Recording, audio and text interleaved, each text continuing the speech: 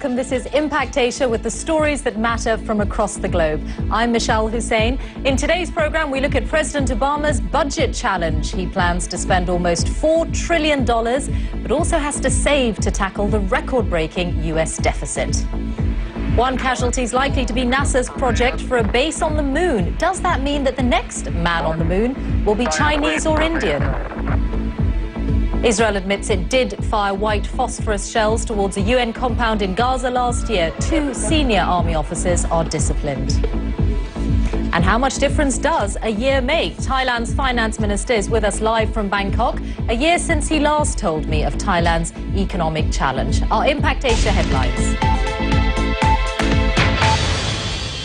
Welcome. We're now just a couple of hours away from learning of President Obama's plans in setting the United States budget, particularly how he'll balance the need to encourage economic growth with the need to tackle a massive budget deficit. It's thought that he'll try to save $250 billion. The deficit as a whole, though, is now close to $1.5 trillion. Here's the analysis from Jonathan Beale. So, as you heard, one of the programs likely to lose funding is NASA's project to build a base on the moon. We'll be exploring that with expert Dr. Andrew Coates in a moment. But first, here's Geeta with more top stories. Michelle, thanks very much. A female suicide bomber has struck in northeast Baghdad, killing 41 people and wounding more than 100 others. The bomb went off in a refreshment tent for Shiite pilgrims on their way to Karbala to celebrate the religious rite of Arbeen. Egypt have been crowned the champions of African football for a 7th time. Hundreds of thousands of football fans flooded onto the streets of Cairo to celebrate their victory in the final of the African Cup of Nations. They beat Ghana in the final by 1-0. Geeta, thank you. Just one further note on Haiti. We'll be hearing from there in a moment because our team has been speaking to the Prime Minister of Haiti, and we'll have that report for you shortly. Now, though, more on President Obama's budget plans, because with me is Jonathan Beale, whose report you heard a moment ago and who until very recently was one of our Washington correspondents. All familiar territory for you, Jonathan. I mean, the numbers we're talking about are just staggering here. The budget deficit over $1 trillion?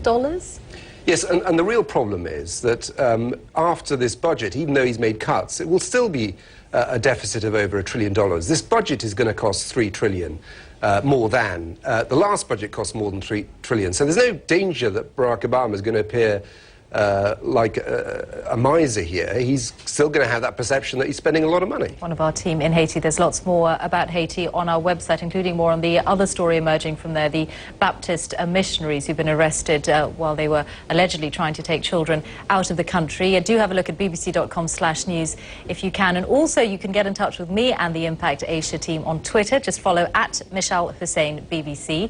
And you can also see what we're working on via our Facebook page. That's at facebook.com/BBC World News. Do join us there if you can.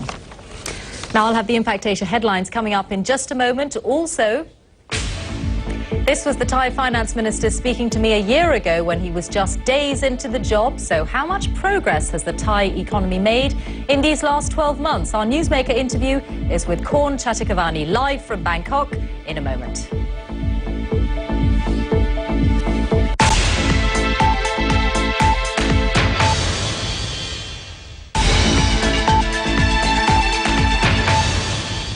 Welcome back. This is Impact Asia with me, Michelle Hussein. Our top stories.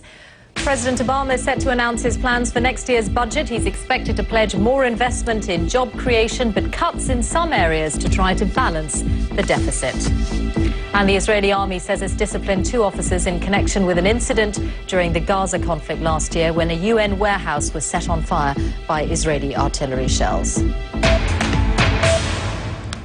Top sports stories now with Adnan. I think congratulations are in order for Egypt, Adnan? Yes, absolutely. All of Egypt is celebrating, and their coach, Hassan Shahata, says the current Egyptian team is the best African team that's ever played the game. And who could argue? They're not going to this year's World Cup finals. In fact, the Pharaohs have admitted that they used that failure as motivation for their successful campaign at the Africa Cup of Nations. It all ended on Sunday in the Angolan capital, Luanda.